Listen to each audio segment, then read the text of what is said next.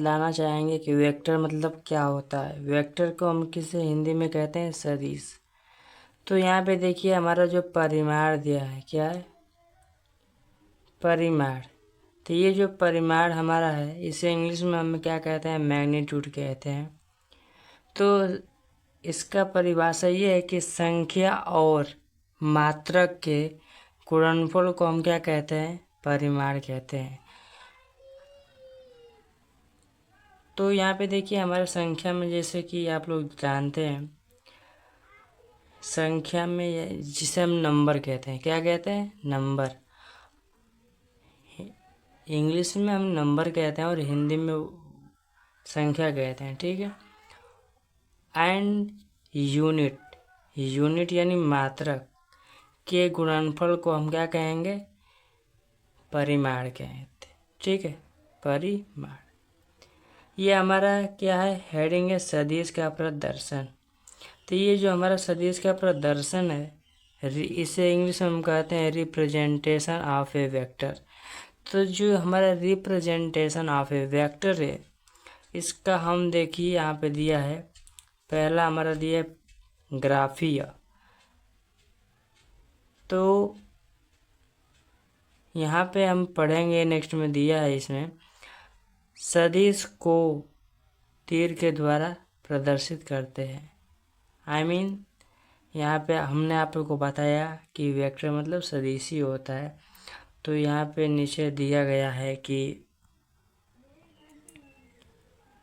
देखिए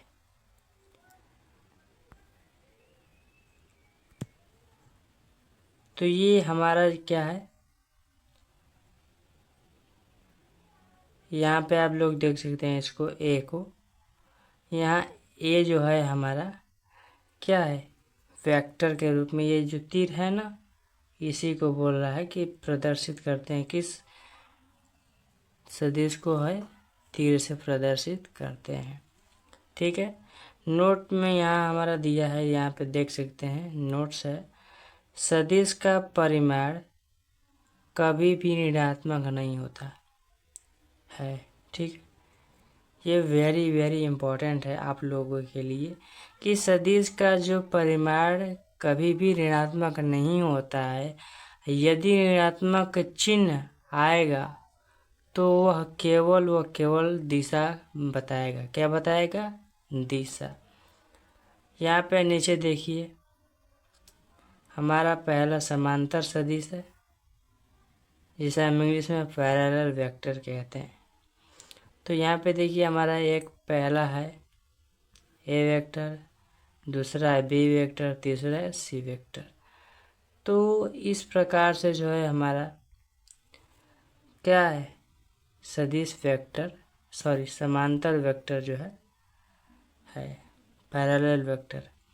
दूसरा है हमारा समान सदिश यानी इक्वल वेक्टर। तो इस इक्वल वेक्टर में आप लोग देखते हैं, पहला ए वेक्टर एंड दूसरा बी वेक्टर।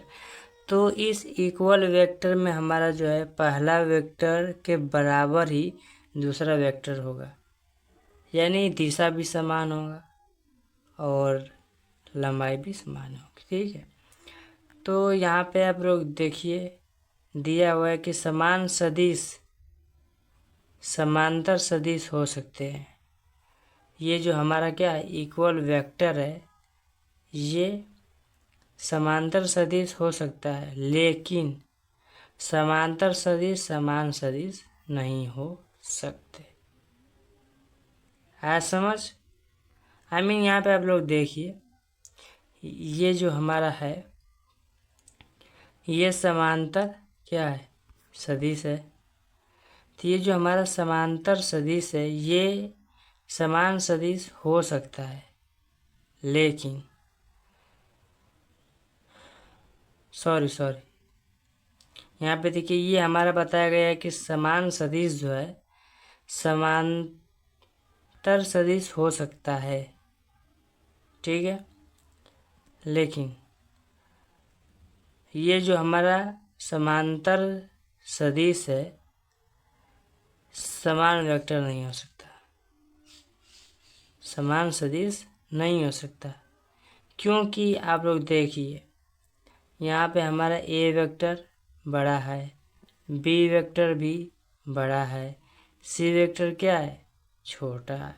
तो इस प्रकार से जो है बताया गया है कि ये दोनों समान नहीं हो सकते।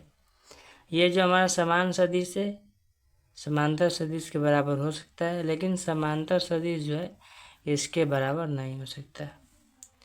आया समझ? तो चलते हैं आगे। यहाँ पे देखिए दिया गया है इकाई सदिश, यूनिट वेक्टर जिसे कहते हैं। क्या कहते हैं? Unit vector. तो यहाँ पे देखिए हमारा A vector equal to A into A vector दिया हुआ है। तो यहाँ पे देखिए हमारा mod of A vector into A vector दिया हुआ है ना। तो ये हमारा जो ये वाला ए है या फिर मॉड ऑफ ए वेक्टर, इसको हम क्या करेंगे? परिमाण। ठीक है। और ये जो ए कैप हमारा क्या है? दिशा को प्रदर्शित करेगा। तो ये हमारा जब ए कैप का मतलब निकालना होगा तो हम क्या करेंगे? A vector by mod of A vector कर देंगे। आया समझ? तो इस प्रकार से जो है हमारा ए कैप निकल जाएगा। नेक्स्ट हमारा है नोट में देखिए दिया गया है कि दिए गए सदिश का परिमाण निकालकर उस सदिश में भाग देंगे तो उसका क्या होगा? मान 1 होगा। आया समझ? दिए गए सदिश का परिमाण निकालकर उस सदिश में भाग देंगे तो उसका मान जो है 1 होगा। आई नो कि समझ में आया होगा आप लोगों को। देखिए इकाई सदिश का मतलब होता है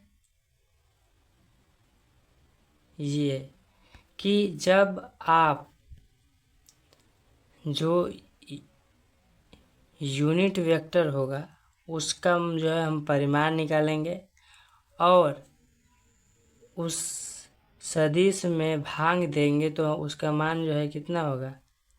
उसका मान जो है 1 के बराबर होगा। ठीक है। तो इस प्रकार से जो है हमारा बताया गया है। जैसे मैं अब नीचे यहाँ पे देखिए, नीचे यहाँ पे दिया गया है A cap equal to A vector by mod of A vector, दिया गया सदिश बाई परिमाण। तो यहाँ पे ए कैप इक्वल टू क्या होगा? 1। ठीक है। यहाँ पे आप देखिए इकाई सदिश का परिमाण। तो ये हमारा जो इकाई सदिश का परिभाषा है, तो किसी दिए हुए सदिश का इकाई सदिश वह सदिश है जिसका परिमाण इकाई हो तथा दिशा दिए हुए सदिश के समांतर होती है समझ? तो एक बार इसको फिर से समझ लीजिएगा, अगर नहीं समझ में आया तो फिर से पढ़ लीजिएगा, पीछे करके आप लोग अच्छे से देख लीजिएगा, इसके बाद जो है आप लोग पढ़िएगा। ठीक है। तो यहाँ पे देखिए दिए गए किसी दिए हुए सदिश का इकाई सदिश, मान लीजिए कोई वेक्टर दिया हुआ है। ठीक है। उसका इकाई सदिश वह सदिश है जिसका परिमाण क्या हो? 1 हो। वह सदिश है जिसका परिमाण 1 हो तथा दिशा दिए हुए सदिश के समान होती हो। ठीक है। नेक्स्ट इसमें दिया हमारा कार्तीय निर्देशांक। यहाँ पे देखिए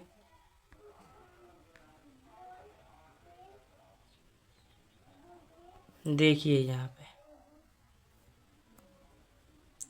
ये हमारा बताया गया है कि ये जो कार्तीय निर्देशांक है इन कार्टेशियन कोऑर्डिनेट सिस्टम, यहाँ पे देखिए हमारा ये एक्स अक्ष है एंड ये वाई अक्ष एंड ये जेड कोऑर्डिनेट से।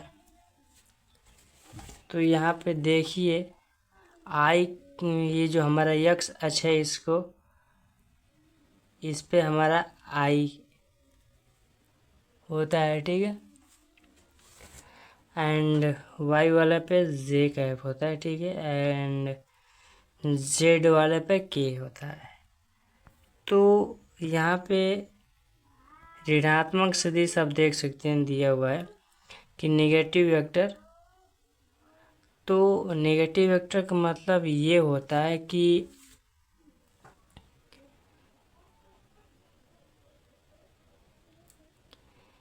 ये हमारा जो है पहला वाला देख रहे हैं क्या है, ए वेक्टर है, ठीक है, इस दिशा में गया है एंड इस दिशा में जाते हुए, और दूसरा वाला ए वेक्टर है इस दिशा में आया है। तो मतलब लंबाई इन दोनों का समान है। दिया ये है कि ये जो दिशा क्या है, विपरीत है, इसलिए जो है माइनस ए लगाया गया है। तो आप लोग को ऊपर बताया गया है कि जो माइनस आएगा वो किसको प्रदर्शित करेगा, ये जो है हमारा डायरेक्शन को रिप्रेजेंट करेगा। आया समझ? तो यहाँ पे देखिए सदिशों का जोड़ने का नियम है। तो सदिशों का जोड़ने का नियम अब हम इसके बारे में कल चर्चा करेंगे नेक्स्ट वीडियो में। सो आज के लिए इतना ही, मिलते हैं नेक्स्ट वीडियो में। तब तक इसको आप लोग रिवाइज करिएगा।